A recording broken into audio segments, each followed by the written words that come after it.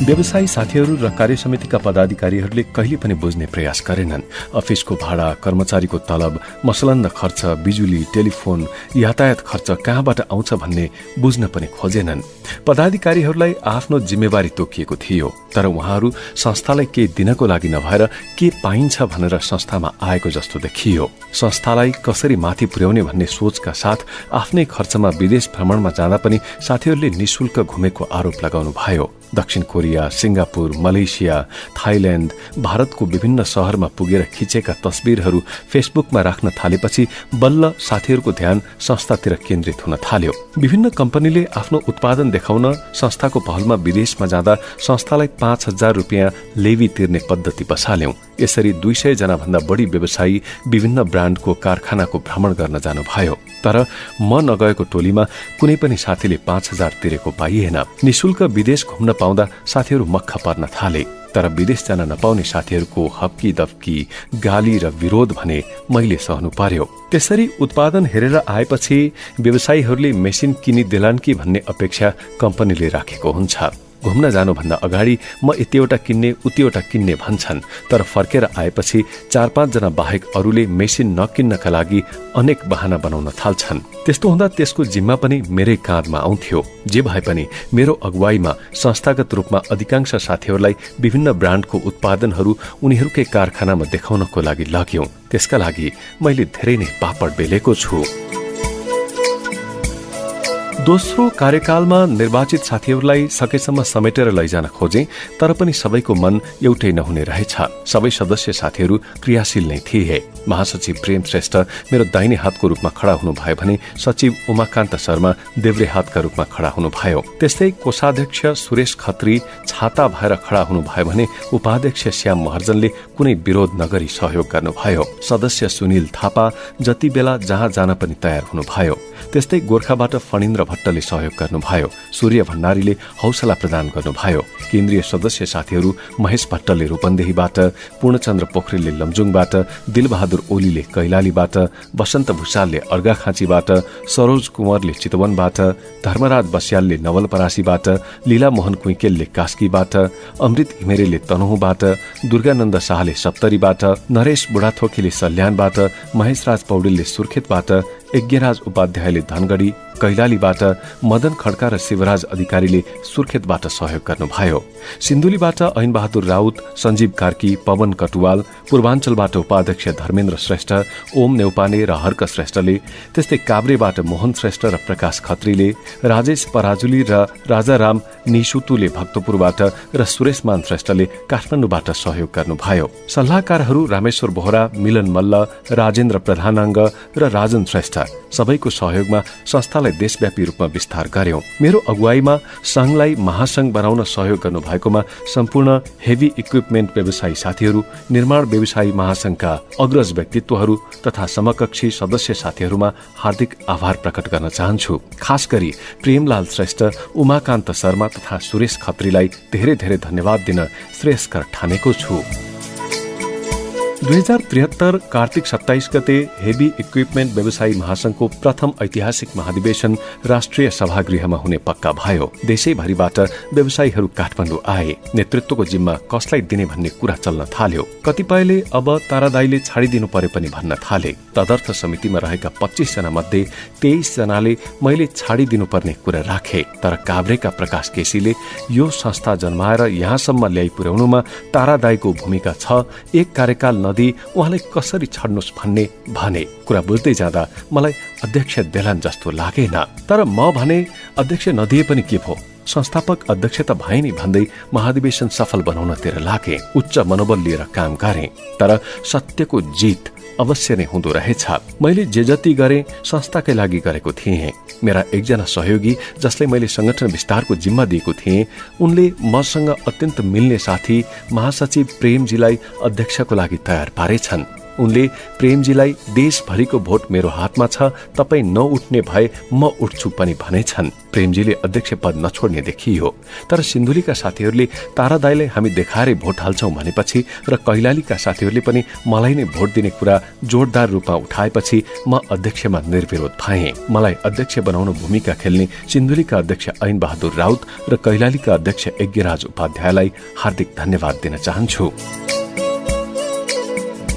साथै नारायणी यातायात व्यवसायी संघ काठमाडौँ क्षेत्रीय कार्यालयमा ल्याउनुभन्दा अगाडि मलाई सल्लाहकारमा मनोनित गरी वार्ता समितिको जिम्मा दिइएकोमा त्यसलाई पनि पूरा गरे। सबैको पहलमा काठमाडौँमा क्षेत्रीय कार्यालय स्थापना गर्न मलाई विशेष जिम्मा दिएकोमा पूर्व अध्यक्ष गोकर्ण पराजुली, अध्यक्ष बद्री प्रसाद चौलागाई तथा पूर्व अध्यक्ष हिरालाल श्रेष्ठ र काठमाडौँ उपाध्यक्ष श्रीकृष्ण खनाल प्रति आभारी छु। नारायणी संघको काठमाडौँमा सम्पर्क कार्यालय मात्र भएकोमा शाखा कार्यालयको साथै आफ्नै सुविधा सम्पन्न भवन सहित बनाउन मेरो अगुवाईले काम गर्यो। नेपाल ट्रिपर तथा ट्रक व्यवसायी समितिको स्थापना कालदेखि सल्लाहकार मनोनित गर्नु भएकोमा अध्यक्ष कृष्ण पन्त, पूर्व अध्यक्ष यादवलाल श्रेष्ठ, सल्लाहकार हरि डल्लाकोटी प्रति पनि आभार व्यक्त गर्दछु। त्यस्तै निर्माण व्यवसायी महासंघमा 2 कार्यकालसम्म अत्यन्त सम्मानजनक माया गर्नुहुने र संस्थालाई गरिमामय बनाउन भूमिका निर्वाह गर्ने पूर्व अध्यक्ष यज्ञध्वज कार्की, जयराम लामिछाने तथा वर्तमान अध्यक्ष शरद कुमार गौचन प्रति कृतज्ञता व्यक्त गर्छु। त्यस्तै बाहिटी टोल सुधार समितिमा मलाई सचिव बनाएर सम्मान गर्ने महेन्द्र वीरसिंह कंसाकार, किरण महर्जन, वीरेन्द्रलाल श्रेष्ठ, हरिबहादुर पौडेल तथा खगेन्द्र खरेल प्रति आभारी छु। काठमाडौँ क्यान्सर सोसाइटीको 24औं अधिवेशनबाट कार्यसमितिमा निर्विरोध गराउनु भएकोमा सभापति अजय सुवाल लगायत सम्पूर्ण नेपाल अर्बुद रोग निवारण संस्थाप्रति हार्दिक आभार व्यक्त गर्छु। लायन्स क्लब काठमाडौँ धौलागिरीका प्रथम अध्यक्ष आनन्द प्रसाद सुवेदी तथा सम्पूर्ण लायन क्लब परिवारप्रति मलाई लायनमा सहभागी हुने मौका दिनुभएकोमा आभारी छु। नेपाल अटोमोबाइल डिलर्स एसोसिएसनमा हेभी इक्विपमेन्टका तर्फबाट सदस्यमा मनोनित गर्नु भएकोमा संयोजक कपिल शिवाकोटी तथा नाडा अध्यक्ष अञ्जन श्रेष्ठ, सदस्यहरू प्रदीपमान प्रधान तथा टङ्क भट्टप्रति हार्दिक आभार प्रकट गर्दछु। त्यस्तै विभिन्न निर्माण सम्बन्धी काममा सल्लाह सुझाव दिनुहुने लोहनी एन्ड ब्रदर्सका मालिक खोपनिधि लोहनी प्रति सम्मान व्यक्त गर्दछु। अहिले म सिटी भिटी अन्तर्गत राष्ट्रिय सिप परीक्षण केन्द्रको बोर्ड सदस्यमा नियुक्त भएको छु। मलाई उक्त महत्वपूर्ण जिम्मेवारी दिने सिटी भिटी परिवारप्रति पनि हार्दिक धन्यवाद दिन चाहन्छु। आफ्नो पेशागत हक हितका लागि संगठित भए पनि मैले कुनै पार्टी विशेषको झोला भने बोकिन। मलाई राजनीतिप्रति रुचि नै जागेन। हुन त मैले मुलुकको राजनीतिक माहौल सानैदेखि देख्दै आएँ। काभ्रेमा छँदा पञ्चायतकालीन समयमा सत्यमान लामा, गोविन्दनाथ उप्रेती, शैलेन्द्र कुमार उपाध्याय राष्ट्रिय पञ्चायत सदस्यका लागि भोट माग्न आउँथे। हाम्रो गाउँ अधिकांश पहरी जातिहरूको बाहुल्यता भएको ठाउँ हो। त्यहाँ विकास निर्माण हुन्छ होला भनेर कसैले कल्पना समेत पनि गर्दैनथे। एकपटक हाम्रो गाउँमा दाई साइला भन्ने पहरीले सत्यमान लामाबाट एउटा भोट बराबर 50 रुपियाँ लिनु भएछ र लामाले एउटा भैँसी पनि दिएछन्। पहरीहरू भन्थे, भोट हाल्ने त त्यसरी पो भोट हाल्ने। हामी कुँवरहरू भने सबै नै टाठाबाठा थियौं। नेताहरूको अगाडि पछाडि हिँड्न पाइयो भने ठूलै मान्छे भइन्छ भन्ने आफूलाई सम्झन्थ्यौं। शैलेन्द्र कुमार उपाध्यायले चुनाव जित्नु भयो। उपाध्यायको घरमा मेरा काकाका छोरा काम गर्थे। उहाँले चुनाव जित्नको लागि 5 वर्षसम्म जिल्लावासीको घर घरमा विवाह, पूजा आजा, न्वारण पास्ने हुँदादेखि विकास निर्माणका कामहरूमा समेत सघाउनु भयो। जनताको घरमा ढिँडो भात खाएर सबैको मन जित्नु भयो। चुनाव जित्नको लागि 5 वर्षसम्म जिल्लावासीको घर र आँगनमा बसेको मान्छेले चुनाव जितेपछि भने गाउँ गएको मलाई थाहा भएन। चुनाव जितेपछि उपाध्यायले काभ्रेमा विकास निर्माणको खासै केही काम गर्दै गर्नु भएन। पछि कसैले किन विकास नगरेको भनेर सोद्धा उपाध्याय भन्नुहुन्थ्यो, मलाई विकास निर्माण गर भनेर भोट दिएकै होइन, मैले तपाईको सबै भोट किनेर जितेको हुँ। विकास गर्ने हो भने तपाईहरूले पैसामा नबिकी मलाई भोट दिनु पर्थ्यो।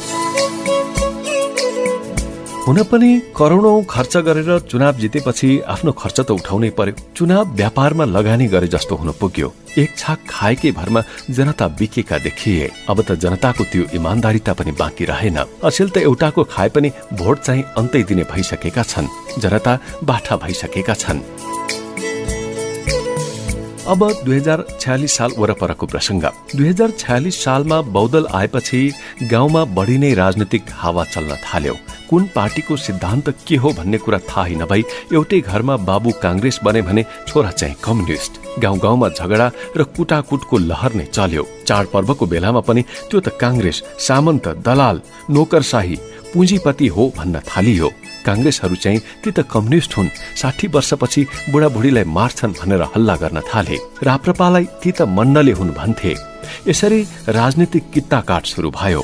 हिजो सुख दुःखमा सँगै बसेका, घाँस दाउरा गरेका, समान पीडामा एकअर्काको साथ दिएका गाउँले दौतरीहरू बीच राजनीतिक कित्ताकाटले वैमनस्यता र झै झगडा सुरु भयो। भाइ भाइमा झगडा पर्न थाल्यो। एकपटक हाम्रो समूहमा पनि त्यस्तै झगडा भयो। गंगा बहादुर गौतमको छोरा रणध्वज गौतम असाध्यै राम्रा मान्छे थिए, तर दशैंको बेलामा हाम्रो कुँवर खलक र रणध्वज गौतम बीच झगडा भएछ। अनावश्यक रूपमा झगडा भयो। रणध्वजसँग झगडा गर्नुपर्ने कारण नै रहेनछ। मानिसको अहम र घमण्डको प्रतिफल मात्रै थियो त्यो। म त्यसबेला काठमाडौँमै थिएँ। म फलानो नेताको मान्छे, मेरो पार्टीको सरकार छ, चुनावमा जित हाम्रो हुन्छ भन्दै उनले घमण्ड गरेछन्। राजनीतिको कुप्रभावले बाबु एकातिर, छोरा अर्कोतिर, मामा एकातिर, भान्जा अर्कोतिर, काका एकातिर, भतिजा अर्कोतिर हुन पुगे। पानी बाराबारको स्थिति भयो। कम्युनिस्टहरू कांग्रेसको घरमै नजाने स्थिति जन्मियो। कांग्रेसहरूले कम्युनिस्टले दिएको पानी समेत नखाने अवस्था आयो। मानिसहरूले बिस्तारै बुझ्दै गए, जतिसुकै दलीय घमण्ड गरे पनि बाटो खर्च झिक्न ज्यालादारी नगरी उपाय थिए। अनेक पाठ सिक्दै र हन्डर खाँदै जाँदा अहिले भने गाउँ शान्त छ। सबै गाउँले मिलेर बसेका छन्। काभ्रे पलाञ्चोक जिल्लाको कोसीपारी राजधानीबाट नजिक भए पनि रुकुम रोल्पा भन्दा पछाडि परेको क्षेत्र हो। यो शिक्षा, स्वास्थ्य, बाटो, विकास, निर्माणका साथै जनचेतनाको कमी भएको ठाउँ हो। जताततै अभावै अभाव देखिन्छ। समृद्ध सोच भएका सम्पन्न र विद्वान नेता पनि कोसीपारी क्षेत्रले पाए जस्तो लाग्दैन। यस क्षेत्रमा प्राय सुगम ठाउँका मानिसले चुनाव जित्छन्। चुनावको प्रचार प्रसार बाहेक र विशेष काम पर्दा बाहेक उम्मेद्वारहरू यो क्षेत्रमा जाँदैनन्। यही क्षेत्रबाट नेतृत्व गर्ने मान्छे भए पो स्थानीयका दुःख र पीडा बारे थाहा हुन्छ। एक दुई पटक जान्छन् र झुटा आश्वासन दिएर फर्किन्छन्। चुनाव जितेपछि त फर्केर पनि जाँदैनन्। हारेकाको त कुरै नगरौं। कोसीपारी क्षेत्रका मानिसले एकपटक कुनै पार्टीमा नलागेका तर विकास गर्ने नेतालाई चुनाव जिताए हाम्रो क्षेत्रको विकास हुन्थ्यो कि जस्तो लाग्छ। पार्टीगत आधारमा हामी जति झगडा गर्छौं त्यति नै पछि पर्छौं। अचेल मलाई कुनै न कुनै पार्टीको सदस्य बन्नुपर्ने हो कि जस्तो लागेको छ। स्वतन्त्र मानिसको अस्तित्व नै छैन जस्तो लाग्छ। सबैले तपाई कुन पार्टीको मान्छे भनेर सोध्छन्, कुन पार्टीलाई भोट दिएको भनेर सोध्छन्। संस्थामा काम गर्दा केही समस्या आए मलाई साथ दिने को हो त? यो प्रश्नले पनि पछ्याउँछ। अब चाहिँ कुनै राजनीतिक दलको छाता मुनि बस्ने विचार गरेको छु, किनकि हामी कहाँ चलन नै त्यस्तै छ। म जस्तो सोझो मानिसले राजनीतिमा लागेपछि आफूले समातेको पार्टीको पक्षमा बोल्नु पर्छ नै। त्यति बेला अरू पार्टीका साथीहरूले मेरो विरोध अवश्य नै गर्लान्। म आफ्नो मातृभूमिलाई असाध्यै माया गर्छु। जननी जन्मभूमिश्च त्यसै भनिएको होइन। यही मन्त्रलाई आत्मसात गर्दै अघि बढ्ने विचार गरेको छु। कोसीपारी जस्तै अरू विकट ठाउँका मानिसले कति विकास गरेका छन्, स्वर्ग बनाएका छन् आफ्नो ठाउँलाई। हाम्रो गाउँ मात्रै कतिन्जेलसम्म पछि पर्ने मलाई यस्तो लाग्छ। कुनै दिन बनेपा र धुलीखेल भन्दा हाम्रो चौबास, सल्ले फागरको डाँडा, बिगटी भन्ज्याङ, मूलखर्क, भीमसेन थानको जग्गाको भाउ महँगो हुनेछ भन्ने मैले सपना बोकेको छु। समयले साथ दियो भने र कतैबाट अवसर आएमा व्यक्तिगत तथा पारिवारिक स्वार्थ त्यागेर जन्मभूमिको ऋण तिर्न समर्पित हुनेछु र मैले बोकेको लक्ष्य पूरा हुने भए जुनसुकै पार्टीमा पनि बसेर काम गर्न तयार हुनेछु। तसर्थ राजनीतिको घिनलाग्दो दलदलमा म फसिन।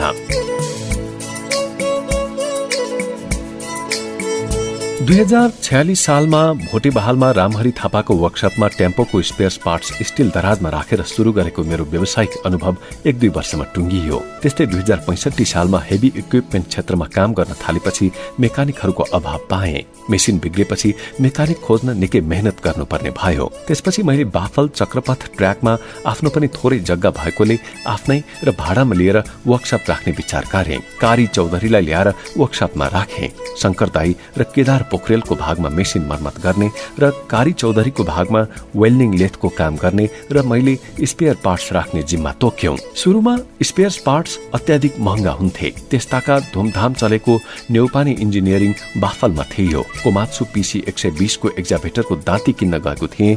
एक पिसको 3200 का दरले 4 पिस दाँती 12,800 मा किनेर रामेछापको विकट गाउँमा मेसिन पठाए। त्यो दाँती लगेको 1 घण्टामै भाँचियो। म अफिसमै गएर न्यौपाने सर र टीला म्याडमलाई कस्तो नक्कली दाँती दिएको भनेर उफ्रिएँ। उहाँले हलुका पाराले के भो त हेरेर वारेन्टी दिउँला नि भन्नुभयो। 3 दिनपछि त्यो दाँती फिर्ता आयो। उहाँले वारेन्टीमा अर्को दाँती त दिनुभयो, तर 6 दिनसम्म मेसिन रोकिन पुग्यो। यस्तो नक्कली काम गरेर के पैसा कमाउनु कहिले भलो नहोस् तपाईहरूको भने। त्यो भन्दा अरू शब्द मसँग थिँदा पनि थिएन।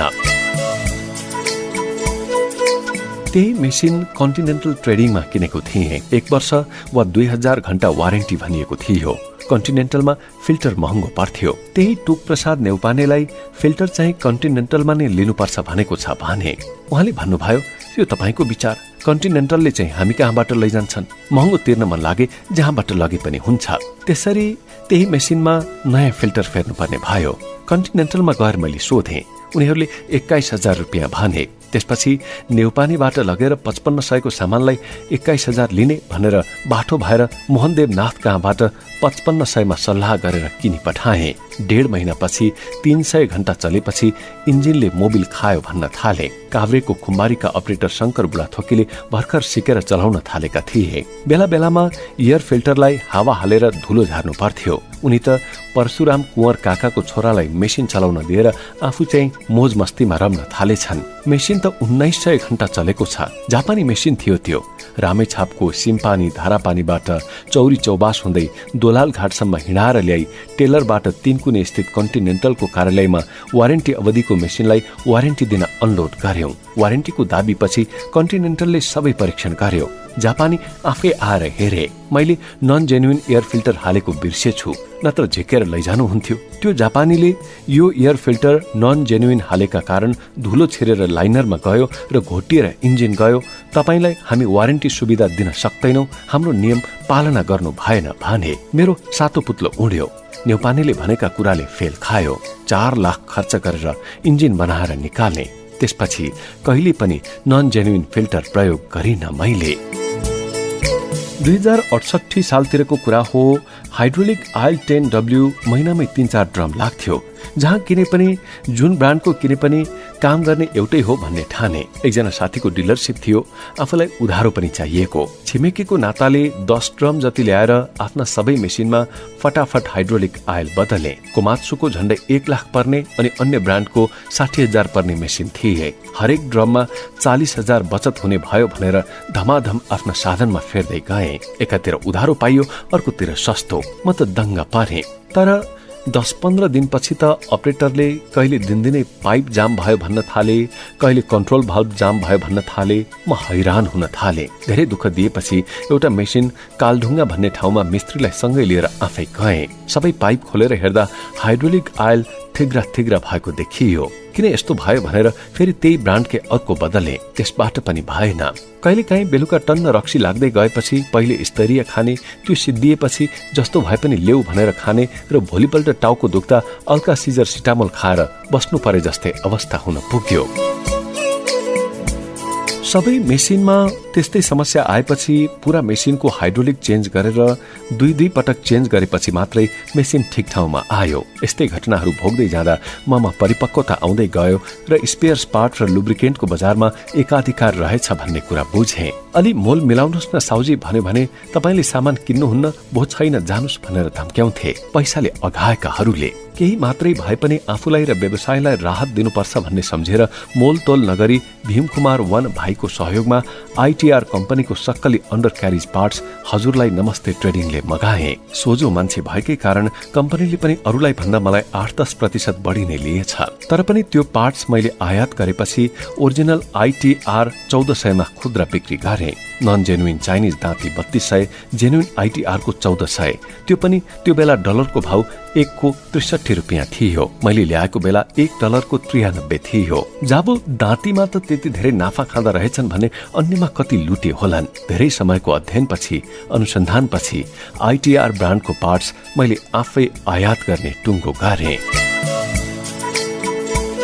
लुब्रिकेन्ट आइटम पनि सुरुमा मेसिन आउने बेलामा 5000 घण्टामा हाइड्रोलिक आयल चेन्ज गर भन्छ। त्यसपछि जुनसुकै ब्रान्ड हाले पनि 1500 देखि 2000 घण्टा भन्दा बढी चल्दैन। सबै नाफामुखी व्यवसायलाई चाहिने जेन्युइन उत्पादन कसरी पाउने? व्यापारी पनि कस्ता थिए भने नाफा जुनमा धेरै छ त्यही राम्रो भन्थे, ग्राहकले पनि जुन सस्तो छ त्यही दिनु भन्थे। यसले गर्दा 20औं वर्ष चल्नुपर्ने मेसिनहरू 4-5 वर्षमै कवाडीमा हुत्याउनु पर्ने अवस्था भएको पाए। उता आफ्नै वृत्तका साथीभाइ इष्टमित्र कुटुम्ब सहित 200 भन्दा बढी साधन आफ्नै देखे। अत बिक्री गर्ने मात्र उद्देश्य नराखी कमसे कम यति साधनलाई मात्र भए पनि राम्रो उत्पादन भित्र्याउनु पर्यो भनेर अमेरिकन प्रविधिबाट मलेसियामा निर्मित जीपी ब्रान्डको लुब्रिकेन्ट्स तर्फ मेरो ध्यान आकर्षित भयो। मैले टेलिभिजनमा कार तथा मोटरसाइकलको रेसिङ प्रतियोगितामा जीपी लुब्रिकेन्ट प्रयोग भएको देखेको थिएँ। यो चीज नेपालमा ल्याउन पाए हुन्थ्यो भनेर त्यसको गुणस्तरका बारेमा धेरैसँग सल्लाह गरे। अन्ततः उद्योगपति सम्राट दाहालसँग उक्त प्रस्ताव राखे। उहाँको ई सेवा नामक संस्थाको मलेसियामा सम्पर्क रहेछ। मलेसियामा दिनेश कुमार एस हरिदासजी जीपी लुब्रिकेन्ट्सको निर्देशक हुनुहुँदो रहेछ। उहाँ काठमाडौँ आउनुभयो, मेरो चालचलन हेर्नुभयो, मलाई आफ्नो कारखाना देखाउनु भयो। सबै अनुसन्धानपछि लुब्रिकेन्ट्सको परीक्षणको लागि आफ्नो मेसिन बाई एयर मगाउनु भयो। प्रयोग गरेर हेर्दा लुब्रिकेन्ट्स गुणस्तरीय प्रमाणित भएपछि मैले जीपीको डिलरसिप लिएर यसको व्यवसाय सुरु गरे। अहिले व्यवसायीहरूले उत्साहका साथ जीपी लुब्रिकेन्ट्स प्रयोग गरिराख्नु भएको छ। जीपी लुब्रिकेन्ट्सको विशेषता नै के हो भने यो अरू ब्रान्ड भन्दा बिल्कुलै फरक छ। जीपी लुब्रिकेन्ट्स मास फर्मुला अर्थात् मेटल ट्रिटमेन्ट एडिटिभ सिन्थेटिक युक्त भएका कारण अन्य ब्रान्ड भन्दा प्रचार प्रसार गर्न र चाहेको जति आयात गर्न सके बजारमा लोकप्रिय हुने रहेछ। जीपी ब्रान्डको लुब्रिकेन्ट आयात गरेपछि 5 महिनासम्म नाकाबन्दी कायम रह्यो। 2072 असोजमा भित्रिएको सामान फागुनको अन्त्यतिरबाट नाकाबन्दी नखुल्दासम्म अलपत्र पार्यो। बजार, पसल र कारखानाहरूमा मेकानिकहरूसँग साम दाम दण्ड सबै प्रयोग गरेर विज्ञापन गरे। सामान बिक्री गर्न त परै जाओस्, पसलमा प्रदर्शन गर्न पनि दिएनन्। अफर के छ, कति क्रेडिट सुविधा छ र देश विदेश घुमाउँछ कि घुमाउँदैन भनेर सोधे। उत्पादन राम्रो छ, अमेरिकन उत्पादन हो भन्ने गर्थे। अन्य ब्रान्ड भन्दा 2 गुणा गुणस्तर छ भन्दा नेपाली बजारमा राम्रो गुणस्तरको काम छैन, बट्टा र कभर राम्रो भए पुग्छ, यहाँका उपभोक्तालाई सस्तो मात्र चाहिन्छ भन्न थाले। मैले 40-50 वटा पसलमा लुब्रिकेन्ट राखे। 6 महिनापछि जाँदा पनि सामान बिक्री भएको पाइन। जसले बिक्री गरे त्यो पनि उधारो बेचेको भने र पैसा पनि दिएनन्। केही ठाउँबाट बाँकी सामान आफैले उठाएर ल्याए। सित्तैमा आएको जस्तो गर्नेहरू भेटे। सामान ल्याउन कति गाह्रो छ भने एलसी खोलेको 6 महिनापछि पनि सामान कारखानाले पठाउन सक्दैन। मास फर्मुला उत्पादन अत्याधिक माग भएर लहरमा बस्दा 6 महिनामा बल्ल पालो आउँछ। नेपाली बजारमा मेरो व्यक्तिगत सम्पर्क अनि उत्पादन र उच्च गुणस्तरको भएको कारण 7 महिनाको अवधिमा 7 कन्टेनर बेच्न सफल भए। एक कन्टेनरमा 17,500 लिटर आउँछ। यत्रो उत्पादन बिक्री गर्दा पनि कारखानाले न समयमा सामान दिन सक्छ न विज्ञापन खर्च नै बेहोर छ। 15 लाख बराबरको विज्ञापन मैले आफै गरे र मलाई भित्रभित्रै कारखानाको व्यवहार चित्त बुझिरहेको थिएन। म विकल्पको खोजीमा थिएँ। एक दिन भीमकुमार वना भाइले आइटीआर लुब्रिकेन्ट्सको डिलर पनि लिने हो तारा दाई भनेर सोध्नु भयो। सस्तो महँगो कस्तो छ भनेर बुझे। जीपीको तुलनामा 10 देखि 15% सस्तो हुने कुरा आयो। गुणस्तरको कुरा गर्दा मास फर्मुला चाहिँ थिएन, तर नेपालमा नाम चलेका उत्कृष्ट कम्पनीहरू भन्दा माथि छ भन्ने अनुसन्धानबाट थाहा पाए। आइटीआर ब्रान्डको हेभी इक्विपमेन्टको स्पेयर पार्ट्स विश्वमा नम्बर 1 ब्रान्डेड कम्पनी रहेछ। 50औं वर्षसम्म नाम चलेको यो ब्रान्डेड कम्पनी हो। मैले 6 वर्षदेखि त्यही ब्रान्डको पार्ट्स बिक्री गर्दै आएको छु। आफ्नो सामानहरूमा आइटीआर ब्रान्ड मात्र प्रयोग गर्दै आएकोले पनि हालसालै उच्च गुणस्तरको आइटीआर टायरको पनि नेपालमा आधिकारिक डिलर लिएको छु। चर्चित ब्रान्ड किन छोड्ने भनेर आइटीआर लुब्रिकेन्ट डिलर राख्ने निश्चित गरिदिए। त्यसपछि जीपी लुब्रिकेन्ट्सले पनि सहज तरिकाले सामान उपलब्ध गराउने र विज्ञापन खर्च बेहोर्ने निर्णयका साथै वार्षिक उत्सव बनाउने कुरामा सहमत भएर छोटो समयमा झण्डै 1,22,000 litre engine oil, transmission oil, gear oil र ग्रिज बेच्न सफल भएकोमा मलेसिया स्थित कारखानामा भव्य समारोह बीच मेडल तथा प्रमाणपत्र लिनको लागि हजुरलाई नमस्ते ट्रेडिङलाई मौखिक निमन्त्रणा आयो। जसलाई पनि सौता भनेपछि मन नपर्ने रहेछ। जे भए पनि मलाई पैसा मात्रै कमाउनु थिएन, गुणस्तरीय सामान भित्र्याएर व्यवसायीलाई सस्तो तथा उच्च गुणस्तरको सामान बजारमा ल्याउने मेरो उद्देश्य हो। अबको दिनमा हजुरलाई नमस्ते ट्रेनिङमा जीपी लुब्रिकेन्टको साथमा ITR lubricant, ITR tyre truck तथा हेभी इक्विपमेन्टको tyre, ITR breaker, ITR filter, ITR undercarriage spare parts, link tooth adapter, chisel, bucket, cylinder तथा हेभी इक्विपमेन्टको पार्ट्स आफै आयात गरेर गुणस्तरीय सामान व्यवसायी तथा ग्राहकलाई सर्वसुलभ रूपमा उपलब्ध गराउँदै आएको छ।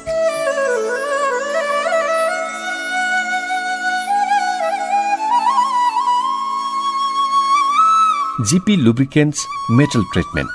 कथम कदाचित विकट ठाउँमा ब्लक, क्रयाङ्क लाइनरमा मेटल सम्बन्धी कुनै समस्या भएमा कमसे कम गन्तव्यसम्म पुग्नको लागि इन्जिन आयलबाटै मेटल ट्रिटमेन्ट उपलब्ध हुन्छ। त्यस्तै एडिटिभ्स, पिस्टोन लाइनर प्रेङमा कुनै पनि घर्षण हुँदैन। इन्जिनले आयल खाएको जस्तो छ भने जीपी लुब्रिकेन्ट प्रयोगपछि आयल खाने समस्या पनि हराउँछ। अनि सिन्थेटिक, अत्याधिक चिप्लोपना भएका कारण अधिक लोड बोक्न सक्ने र फ्युल कम खपत हुने हुन्छ र यसको आवाज पनि राम्रो आउँछ। हुन त आफूले भित्राएको उत्पादनलाई कसले पो नराम्रो भन्लान् र? मैले भित्राउँदैमा राम्रो नै हुन्छ भन्ने पनि के प्रमाण छ र? त्यसैले मैले मलेसियामा उनीहरूले मलाई परीक्षण गरेर देखाएको टेस्टिङ मेसिन पनि किनेर ल्याएँ। नेपालमा पाइने सबै ब्रान्डका लुब्रिकेन्ट्स पनि राखिदिएँ। अब कसैले पनि आफूलाई मनपर्ने ब्रान्ड ल्याएर हाम्रो जीपी लुब्रिकेन्टसँग आफ्नै हातले परीक्षण गर्न सक्ने छन्। जीपीले अन्य ब्रान्ड भन्दा डबल पर्फर्मेन्स दिन सक्छ कि सक्दैन त्यो आफैले प्रत्यक्ष परीक्षण गर्न पाउने व्यवस्था मैले मिलाएको छु। जीपी लुब्रिकेन्ट्सलाई काठमाडौँमा पहिलो चरणमा सफल बनाउन हेभी इक्विपमेन्टका विशेषज्ञ मेकानिकहरू वाडभन्ज्याङका सन्तोष श्रेष्ठ भाइ, सतुङ्गलका राजकुमार लामा तथा कृष्ण बराम, बल्खु दक्षिणकाली वर्कसपका वरिष्ठ मेकानिक तथा मालिक नेत्रबहादुर अधिकारी तथा खड्गबहादुर कार्की, बाफलका ध्रुव श्रेष्ठ, सानेपाका शिव खत्री, बालकुमारीका सूरज श्रेष्ठ लगायतको ठूलो भूमिका रह्यो। उहाँहरूले यो उत्पादन असाध्यै राम्रो छ भनेर सबै मेसिनहरूमा सिफारिस गरेर सफल बनाउनु भएकोमा हजुरलाई नमस्ते ट्रेनिङको तर्फबाट सबैप्रति सम्मान व्यक्त गर्दछु। हेभी इक्विपमेन्टमा पहिलेदेखि टिकाउ र भरपर्दो आइटीआर ब्रान्डको undercarriage spares part, tooth adapter, link nut bolt, roller bucket, cylinder तथा फिल्टर, ब्रेकर, चिजल आइटम बिक्री वितरण गर्दै आएकोमा मैले आइटीआर ब्रान्डको टायर पनि नेपालमा भित्र्याएँ। व्यवसायीहरूको रोजाइमा पर्ने महसुस गरेरै उक्त टायरको नेपालका लागि आधिकारिक डिलर लिन सफल भए। आफू लगायत साथीभाइका बीचमा झण्डै 200 वटा ट्रक टिप्पर भएकोले अन्य व्यवसायी साथीहरूले पनि ताराले पनि राम्रो ब्रान्डको टायर भित्र्याएछ भनेर सहयोग गर्नुभयो। अरूबाट पनि सहयोग पाउने अपेक्षा सँगालेको छु। उत्साहित भएकाले अब आइटीआर ब्रान्डको लुब्रिकेन्ट्स, फिल्टर लगायतका सम्पूर्ण उत्पादन पनि नेपालमै उपलब्ध गराएको छु। यो ब्रान्डको सफल व्यवसायपछि नेपालमा जति पनि विदेशबाट आएका उत्पादनहरू छन् ती सबै नेपालका ठूला व्यवसायिक घरानाले मात्रै आयात गर्दै आएका थिए। अब मैले पनि सक्ने आँट गरेर आइटीआर ब्रान्डको टायर नेपाल भित्राएको हुँ। यो उत्पादन चर्चित बहुराष्ट्रिय कम्पनी इटालीको रहेछ र नेपालमा अहिलेसम्म भित्रिएका ब्रान्ड भन्दा टिकाउ, बलियो र सस्तो पनि देखियो। मैले यो ब्रान्ड अत्यन्तै धेरै मेहनतका साथ विज्ञापन नगरी पनि बिक्री गर्न सफल भएँ। निर्माण व्यवसायी, यातायात व्यवसायी र ढुवानी व्यवसायीहरूले स्वस्फूर्त रूपमा मन पराइदिनु भयो। अन्य साना गाडीको लागि प्रयोग हुने टायर यो कम्पनीले उत्पादन गरेको रहेनछ। हामीले हाम्रो गरिब देशमा गरिब व्यवसायीहरूलाई न्यूनतम नाफा जुन राज्यले तोकेको हुन्छ त्यो नाफा खाएर अनि राज्यलाई सम्मानजनक कर तिरेर अन्डर इन्भोइस नगरेर काम गर्दै आए। सामान चाहिँ धेरै ल्याउने तर 2 थरी बिल ल्याएर राज्यलाई करमा ठग्ने प्रवृत्ति निरुत्साहित हुनुपर्छ। अब ग्राहकलाई समस्या परेको छ भन्दैमा अत्याधिक नाफा लिने प्रचलनको अन्त्य हुनुपर्छ। नाफा मात्र खाने उद्देश्यले कमर्सियल सामान झिकाएर व्यवसायीहरूलाई धराशायी बनाउने आयातकर्तामाथि कारबाही हुनुपर्छ। थोरै मुनाफा खुवाएर सक्कली काम गरेमा सबैलाई राहत मिल्ने रहेछ। नेपालमा रोजगारी छैन, बेरोजगारी बढ्यो भन्ने गरिन्छ।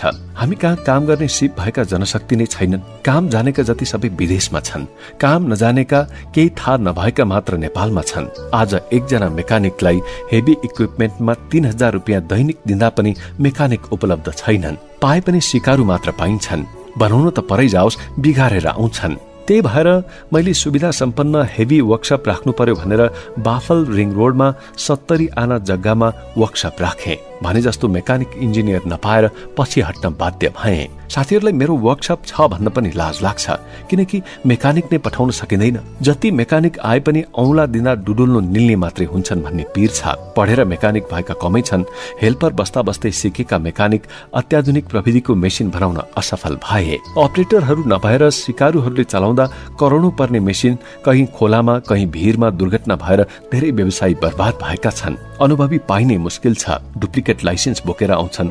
कसरी चिन्ने सक्कली हो कि नक्कली? राज्यले दिने लाइसेन्समा सहजीकरण गरी अपरेटरहरूलाई तालिम सहित हेभी इक्विपमेन्टको अपरेटिङ लाइसेन्स बिना अवरोध दिनुपर्छ भनेर जति माग गरे पनि दिएका छैनन्। कानूनमा घुमाउरो बाटो राखिएको हुन्छ। जसरी पनि घुस नआएसम्म सजिलो बनाउँदैनन्। सबै भोका कर्मचारी मुख बाएर बसेका छन्।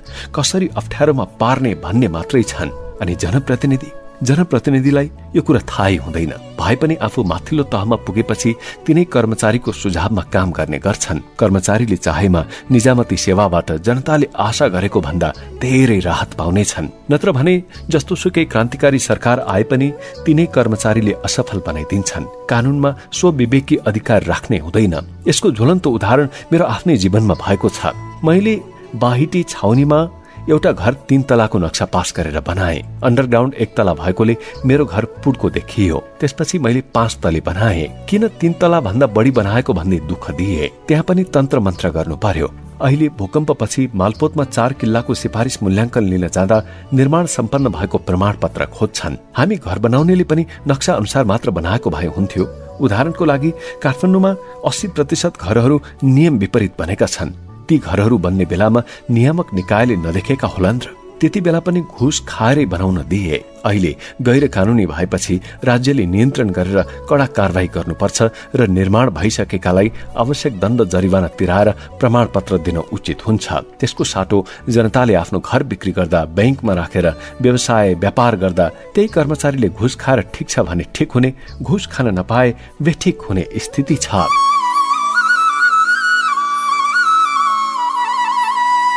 आफ्नो नहुँदा अर्काको टेम्पो गाडी चलाउन पाए पनि हुन्थ्यो भनेर दक्षिणकालीलाई भाकल गरे। बिस्तारै दक्षिणकाली माताले आफैलाई साधन स्वरूप गाडी दिएपछि एउटासम्म हुँदा त आफैले चलाए। तर गाडीहरू थपिँदै गएपछि सबै आफैले चलाउन सम्भव भएन। सुरुका दिनमा 2048 सालतिर टेम्पो ड्राइभर फालाफाल नै पाइन्थ्यो। ड्राइभरलाई चलाउने साधन नभएर दिउँसो एकजनाले चलाउने, राति अर्कोले चलाउने गर्थ्यौं। 2051 सालमा मिनी ट्रक किनेपछि एउटा हुँदा आफैले चलाए पनि पछि ड्राइभर राखेर काम गरे। त्यसपछि गाडीको संख्या बढ्दै गयो। ड्राइभर पनि विभिन्न किसिमका आए। कोही नक्कली लाइसेन्स भएका, कोही बिहानैदेखि रक्सी खाने, कोही ठसठसी छ्याङ गनाउने, कोही गाँजाले लट्ठ पर्ने, कोही एडभान्स दिएको पैसा हरायो भन्ने, कोही ट्रिप लिन भनेर गए पनि तरुणीसित फिल्म हेर्न जाने, कोही ट्रकमा तरुणी लिएर आउने, कोही बिग्रिँदै नबिग्रेको गाडी बिग्रियो भनेर कारखानामा मिस्त्रीलाई गियर बक्स खोल्न लगे आफू फिल्म हेर्न जाने, कोही टिपै पछि डिजेल चोर्ने, कोही पेट्रोल पम्पको कर्मचारी या मालिकसँग मिलेर बिल चाहिँ 160 लिटरको, डिजेल चाहिँ 120 लिटर हालेर बाँकी 40 लिटरको पैसा पेट्रोल पम्पलाई आधा, आफूलाई आधा पार्ने पनि भेटिए। कोही ड्राइभर चाहिँ नयाँ टायर हालेर पठायो, 2-4 दिनपछि नयाँ ठाउँमा पुरानो टायर साट्ने। कोही बाटोमा जाम छ, गाडी बिग्रेको छ भनेर भन्ने र अर्कै टिप गरेर खल्तीमा पैसा हाल्ने र गाडी बिग्रेको बिल पनि बनाउने। कोही हरेक टिपमा ट्राफिकले पैसा खायो भनेर आफ्नो खल्तीमा पैसा हाल्ने। सबै मिलेर बैठक राखी एकजुट हुने र सबैको बोली एउटै पार्ने। अनि बेलखुबाट बालुवा किन्दा 4000 पर्नेलाई 6000 रुपियाँ लाग्यो भन्ने। बेलखुबाट बालुवा ल्याउँदा गाडीले 40-50 लिटर तेल खानेमा सबै मिलेर एउटै स्वर बनाई 60-65 लिटर खायो भन्ने। कसैलाई बढ्ता पैसा तिरेर भए पनि राम्रो खालको बालुवा रोडा ल्याऊ है भनेर पठायो। सामान चाहिँ सबैभन्दा सस्तो, नराम्रो ल्याउने अनि मूल्य चाहिँ बढी लिने। र यी सबै गतिविधि हेर है भनेर कुनै नातेदारलाई राख्यो भने या गाडीमा ड्राइभर र खलासीको साथमा आफ्नो मान्छे राखेर पठायो भने चम्चे भनेर तर्साएर भगाउने प्रवृत्ति पनि देखियो। त्यस्तै मेसिन चलाउने अपरेटर चाहिँ कार्यथलोमा आवर मिटर बिगारेर घण्टा ठग्ने, अप्ठ्यारो परेको बेलामा अनावश्यक माग गर्ने, टाढा टाढाका साइडमा मेसिन छोडेर अलपत्र पार्ने, चलाउनै नजान्ने ड्राइभर अपरेटरको नातेदार खलासीलाई गाडी र मेसिन चलाउन दिने, आफू भट्टीमा मदिरा सेवन गरेर बस्ने, हेल्परलाई गाडी चलाउन दिने र दुर्घटना भएर अर्काको जनधनको क्षति हुने अवस्था सृजना भयो। धेरै नै लापरवाही गरेपछि म आवेग नियन्त्रण गर्न सक्दिनथे र 5-7 जना ड्राइभर अपरेटर साथीहरूलाई कोठामा बोलाएर 2-4 झापड पनि लगाइदिन्थे। चिया खाना दिएर केही समय कोठामै राख्थे, पहिला हप्काउँथे, पछि माया गरेर फकाउँथे। आफू कार्यरत कम्पनीप्रति इमानदार हुन प्रेरित गर्थे। प्रति महिना 1-2 हजार तलब थपेर खुसी पारेपछि मात्र उनीहरूलाई बाहिर निस्कन दिन्थे। हाम्रो सम्पत्ति र दुनियाँको जीवन हत्केलामा राखेर हिँड्ने त्यस्ता मेहनती र परिश्रमी भाइहरूप्रति त्यस्तो खालको व्यवहार पनि गर्नु पर्यो। के गर्नु, मिठो बोली बस्दैनथ्यो। एक दिन त्यस्तै घटना भयो। मेरो 797 नम्बरको ट्रिपर धादिङको बेलखुमा बालुवा लिन गएको थियो। चालक थिए ईश्वर हमाल। ईश्वरले बेलखु पुगेर आधा टिप मात्र बालुवा हालेछन्। काठमाडौँ आउनु पर्नेमा उनी आफ्नो घर धार्के पुगेछन्। धार्के बजारमा एउटा रेस्टुरेन्टमा राति 10 बजेसम्म बेसरी रक्सी पिएछन्। रक्सीको सुरमा खलासी र त्यही रेस्टुरेन्टमा भाँडा माझ्ने केटोलाई गाडीमा पछाडि राखेर उफर म्युजिकमा ठूलो साउन्डमा गीत बजाउँदै आफ्नो घर भएको ठाउँतर्फ उकालो लागेछन्। आफ्नै घरको मोडमै लगेर उनले गाडी पल्टाएछन्। खलासी र भाँडा माझ्ने केटा घाइते भएपछि उनीहरूलाई अस्पताल लगिएछ। मलाई राति अचानक फोन आयो। अस्पताल गएर सबै घाइतेको उपचार खर्च तिर्नु पर्यो भन्दै मलाई रातभरि सुत्न दिएनन्। ड्राइभर ईश्वरलाई कोठामा ल्याएर केरकार गरे, तर अघिल्लो दिनको रक्सीले छोडेकै रहेनछ उसलाई। मैले उसलाई फकाएर कुरा गरेको थिएँ। 1 घण्टा पछि त धार्केमा साउले ड्राइभरलाई थर्कायो रे, त्यो साउलाई ठिक गर्नुपर्छ भनेर बसेछन्। म पल्टेको गाडी उठाउन मेकानिक लगायत आवश्यक सामग्रीहरू लिएर त्यहाँ पुग्दा त ती वीरहरू मलाई पिट्न भनेर ठिक्क परेर बसेका रहेछन्। त्यो ड्राइभरले राति जुन होटलमा रक्सी खाएका थिए त्यस होटलका साउले त पुरै मार्शल आर्ट खेलाडी जस्तो एक्सन लिइहाले। धैर्य गर्नुपर्छ भन्ने मलाई लाग्यो। नम्र भएर उनीहरूले जे भने सबै मान्ने शर्तमा गाडी उठाउन गए। त्यहाँ अर्को लफडा आइलाग्यो। गाडी जुन ठाउँमा पल्टिएको थियो त्यहाँका जग्गा धनीले गाडी उठाउनै दिएनन्। 2-3 आना खेतमा 4-5 दिन अघि रोपेको धानमा अलिअलि नोक्सान पुगेको रहेछ। खेत धनीले 50,000 रुपियाँ मागे। म त चकित पारे। जग्गाको पैसा भनेको कि बाली नोक्सानीको भनेर मैले के भनेको थिएँ। पाण्डे थरका ती जग्गा धनीले मलाई झन्डै झम्टिएनन्। झन् मेरा ड्राइभरले त हामीलाई सहयोग गर्लान् भनेको उतै उक्साएर बसिरहेको थियो। होटल साउ फेरि चुरीफुरी गर्न थाले। धार्केमा मेरा चिन्जानका विश्व अर्याल र दाताराम अकोलियालाई फोन गरे, तर सम्पर्क हुन सकेन। बैरेनीको अमलेश्वर कन्स्ट्रक्सनका भुवन श्रेष्ठलाई फोन गरेर सहयोग गर्नु पर्यो भने उहाँले तत्काल राजकुमार पाठक भाइलाई 5-7 जना साथीहरू र 7 जना प्रहरी सहित पठाउनु भएछ। बल्ल मेरो साहस आयो। त्यसपछि खेत धनी पाण्डेसँग वार्ता सुरु भयो। उनले घट्दै 15,000 भन्दा छाड्दिन भने। त्यो नोक्सान भएको ठाउँमा धान पाकिहाल्दा पनि 3 पाथी भन्दा धान फल्दैनथ्यो। उनलाई चिट्ठा पर्यो। 15,000 तिरेर हेर्नुस् बाजे, तपाईँ पापी हुनुहुँदो रहेछ, मौकाको फाइदा उठाउनु भयो, तपाईँको घरमा सत्यानाश होस् भनेर भने। होटलवालालाई पनि तेरो सत्यानाश होस् भने। ड्राइभरलाई पनि नमक हराम अपराधी, जीवनभर मागेर खाएस भनेर हिँडे। भुवन श्रेष्ठ र राजकुमार पाठक भाइलाई धन्यवाद दिए। उक्त घटनामा मलाई सुरुदेखि अन्त्यसम्म महादेव बेसीका रामशरण कार्की दाइले साथ दिनु भएको थियो। उक्त घटनामा घाइते कान्छालाई 45 दिन विभिन्न नर्सिङ होमहरूमा उपचार गराए र फुकुवा पाए। मैले 5-7 महिनापछि थाहा पाएँ मलाई धानको क्षतिपूर्ति बापत 15,000 रुपियाँ तिराउने पाण्डे थरका बुढा मरेछन्। त्यो होटलवाला पनि त्यहाँ घाटा भएपछि अन्तै भागेछ। त्यो ड्राइभर पनि चिया पसल राखेर गिलास माझेर बसेको छ अरे भन्ने सुने। जुनसुकै दुर्घटनामा मान्छेलाई घाइते बनाएपछि यति धेरै मान्छेहरू उनीहरूको आफन्तको भेष धारण गरेर आए कि बयान गरेर साध्य नै छैन। घाइतेलाई हस्पिटलमा हेर्न आउने विभिन्न पार्टीका स्थानीय नेताहरू र त्यस क्षेत्रका डनहरू गाडी साउलाई थर्काउँदै आउँदा रहेछन्। कसले जस लिने भन्नेमा उनीहरू बीच हानथाप्ने हुन्थ्यो। उनीहरू सबैले यो हस्पिटल भएन, यस्तो झारे डाक्टरलाई देखाउने, मान्छेको जीवनमा खेलवाड गर्ने आदि भन्दै अनेक अपशब्द बोल्दै थर्काउँथे। नेपालको कानून दैवले जानुन् भने जस्तो सरकारी अस्पतालमा उपचार गराउन मान्दैनथे। प्रहरी प्रशासन मौन बस्थ्यो। दुर्घटना भयो कि बीएनबी अस्पताल, न्यूरो अस्पताल, बाँसबारी, नर्विक अस्पताल सबैको मुखमा झुन्डिहाल्थ्यो। अन्य अस्पताल त अस्पताल नै होइन जस्तो गर्थे। धेरै गाडी साउहरूले घाइतेको उपचार गर्नै नसकेर आत्महत्या गरेका उदाहरण पनि छन्। कतिपय त व्यवसायबाटै पलायन भएका छन्। गाडी हुन्छ 15-20 लाखको, तर उपचारको बिल आउँछ 50-60 लाखको। अस्पतालहरूले पनि व्यापार गरेका छन्। घाइते पुर्याइदिनेलाई कमिसनको व्यवस्था हुने गरेको पनि सुन्न पाइन्छ। स्पेयर पार्ट्स र लुब्रिकेन्ट्सको पसल खोलेपछिको एउटा प्रसङ्ग स्मरण गर्न चाहन्छु। यो 2073 जेठ 2 गतेको घटना हो। म पसलमा बसिरहेको थिएँ। एकजना मान्छेले कोमात्सुको हाइड्रोलिक फिल्टर ल्याएर मेरो अगाडि राख्दै भने, साउजी यो फिल्टर चाहिएन, मलाई पैसा फिर्ता दिनु पर्यो। मैले ती मान्छेको फोटो खिचेँ र सोधेँ यो फिल्टर कुन कम्पनीको हो। ती मान्छेले आफू कार्यरत कम्पनीको नाम बताउन चाहेन। पछि मेरो अफिसमा कार्यरत भतिजा प्रकाश खत्रीले खड्गबहादुर खत्रीको मेसिनका लागि यो फिल्टर हामी कहाँबाट नै किनेर लगेको भन्ने जानकारी दिए। मैले ती मान्छेलाई मैले त्यो फिल्टरको पैसा लिनै बाँकी छ, फिर्ता गर्ने भए यसको पैसा खातामा घटाइदिउँला भने। उनले त साहुले पैसा नदिएको भए पैसा तिर्न म भनिदिन्छु, तर त्यो फिल्टरको पैसा चाहिँ पठाइदिनु, तपाईँको व्यापार गराइदिएको छु। साहुजीले मैले जहाँ भन्यो त्यही किन्नुहुन्छ, तपाईँ पैसा नदिने भए भोलिपल्टदेखि एउटा नटबोल्ट पनि खरिद नगर्न भन्छु भन्ने आशयको कुरा सांकेतिक हिसाबले गर्न थाले।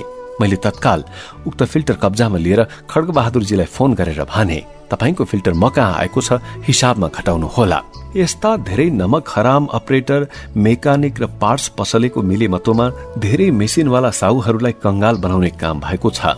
खड्गबहादुर खत्रीको अपरेटरलाई मैले मेरो व्यवसाय होस् या नहोस् चोरेर ल्याएको फिल्टर फिर्ता पनि दिन्न, पैसा पनि दिन्न, तिम्रो साउजीलाई भनिदिन्छु भनेको थिएँ। उनले त्यसो भए उहाँलाई नभन्नुहोला, फिल्टर तपाईँले राख्नुहोस्, मलाई पैसा दिनु पर्दैन भनेका थिए। उक्त सामान फिर्ता भएपछि खड्गबहादुर खत्रीले 1-2 महिना सामान लैजानु भयो। त्यसपछि भने अपरेटरको दबावका कारण उहाँले म कहाँबाट सामानै लैजान छोड्नु भयो। यो त एउटा उदाहरण मात्र हो। हदै गर्छन् अपरेटरहरूले। मोबिल फिल्टरमा मोबिल चेन्ज गर्न लागेको सामान कति पटक त फेर्दै नफेरी फेरे भनेर आधा मोलमा अरूलाई बेचेको पनि देखेको छु। हाइड्रोलिक पम्प स्लो भयो भनेर हाइड्रोलिक आयल 1 ड्रम पठायो, अपरेटर चाहिँ त्यो ड्रम अरूलाई बेचेर आफूले मेसिन पुरानै आयलमा चलाएको पनि देखे। एकपटक एक ठाउँमा आफ्नै मेसिन हेर्न गए। संयोगवश मेसिनको क्याबिनमा गएर हेरेको त 2 सेट फिल्टर छन्। पछाडि रेडिएटर बस्ने ठाउँमा हेरेको 3 सेट दाँती छन्। यो के गरेको भनेर खलासीलाई एक झापट हानेर सोद्धा उनले भने, अपरेटरले सामान मात्र माग्छ, बेच्नलाई राखेको। यस्ता अपराधी चोरहरू पनि छन्। जति तलब भत्ता खाना दिए पनि नचोरेसम्म चित्तै बुझ्दैन तिनीहरूको।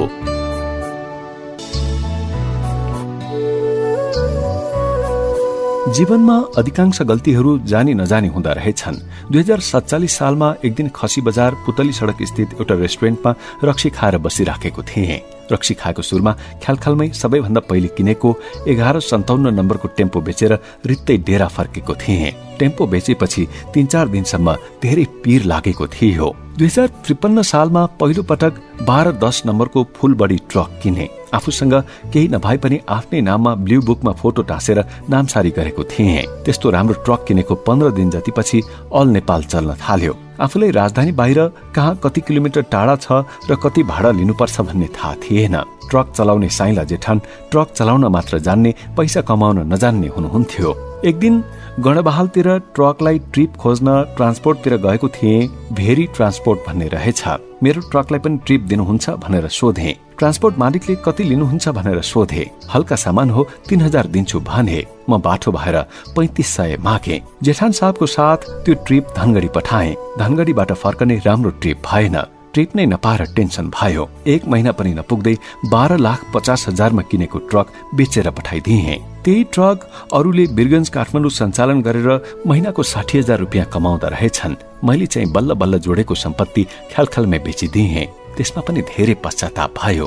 2049 सालमा विक्रम टेम्पो बिक्री गर्दा धेरै दिनसम्म तनावमा गुज्रिए। आफूले 2,25,000 मा बेचेको एकछिनपछि नै 3 लाख दिन्छु भनेर भन्दा पनि त्यस्तो टेम्पो पाइन। अनि यस्तै अर्को एउटा कहिले नबिर्सिने घटना छ। पहिलो पटक जेसीबी ब्याकहो लोडर किनेको थिएँ। 1400 घण्टा चलेको थियो। एकजना कालो कालो अनुहार परेको गुप्ता थरका मान्छेले जेसीबी मेसिन बेच्ने हो भनेर फोनमा सोधे। हत्ता नपत्ता मैले पनि बेच्ने हो भनिदिए। उनी त अफिसमै आएर मलाई कुरेर बसेका रहेछन्। राजधानी बाहिरका मान्छे साथी बनाउनु पर्छ भन्ने सोचेर रेस्टुरेन्टमा लगेर खाजा खुवाएँ र मेसिनको मोलमोलाई गर्न थाल्यौं। ट्रक टेम्पो बेचेको जस्तो हल्का पाराले मोल गरे। 29 लाख परेको मेसिन 1400 घण्टा चलेको थियो। घण्टामा 500 बचेको भए पनि 7 लाख रुपियाँ कमाइहाले भन्ने सोच्दै 7 लाख घटाएर 22 लाख मूल्य गरे। उनले अलिक घटाउनुस् न भने। म बाठो भएर त्यहाँभन्दा घटी त हुन्न भने। उनी त झन् बाठा रहेछन्। तत्काल 10,000 बैना दिइहाले। पछि बुझ्दा त त्यति चलेको मेसिन 30 लाखमा तत्कालै किन्ने मान्छे जति पनि भेटिँदा रहेछन्। अर्को कुरा, बिक्री गर्न सुविधामा ल्याएको मेसिन झन्झटिलो रहेछ। 3 महिना कुरेर ल्याएको मेसिन थियो र काम पनि मारामार नै पाइन्थ्यो। सबै कुरा बुझेपछि गल्ती महसुस भयो। अब छोरो मान्छेले बोलेको कुरा परिवर्तन गर्नु पनि कसरी गर्नु? मलाई फसाद पर्यो। बैना समाएको 2 घण्टापछि भुलचुक भएछ है गुप्ताजी भनेको थिएँ। उनले मानेनन्। मैले पनि तिम्रो 10,000 को बैना हदै भए डबल गरेर 20,000 फिर्ता दिनुपर्ने त होला नि भनेको थिएँ। उनले त कतिसम्म गर्न थाले भने आफूले चिनेका काठमाडौँका नेताहरूदेखि गुण्डाहरू, आउरे बाउरे, नाता गोता सबैलाई गुहार्न थाले। उनी मानेनन्। आफू सोझो परेको हुँदा कानूनी सल्लाह पनि लिइन। उल्टै काठमाडौँमा बसुन्जेल उनका 2 जना दाजुभाइलाई खान बस्न सुविधा सहित त्यो मेसिन दिएर विदा गरिदिए। त्यस प्रकरणदेखि आजसम्म कुनै साधन बिक्री गर्दा होस पुर्याएर मात्र बोल्ने गरेको छु।